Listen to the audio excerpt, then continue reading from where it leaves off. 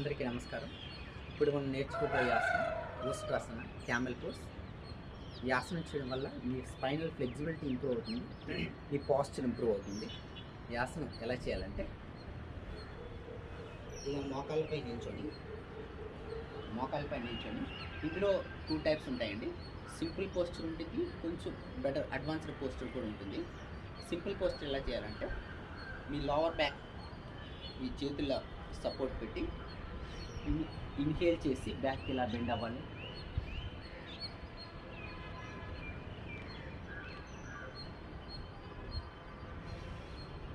ఇది simple posture అండి.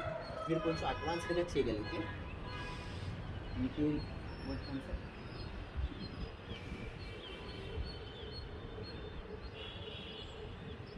ఈ పోస్చర్ని దాదాపు 10 సెకండ్స్ నుంచి 30 సెకండ్స్ వరకు చేయొచ్చు.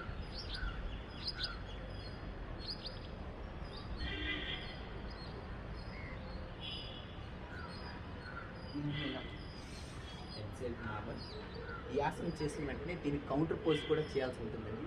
కౌంటర్ పోజ్ ఏంటంటే, ఇలా మోకాళ్ళను కొంచెం దూరంగా పెట్టి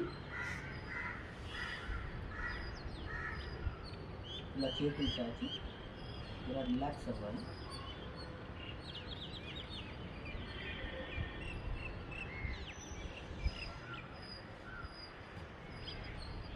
థ్యాంక్ యూ.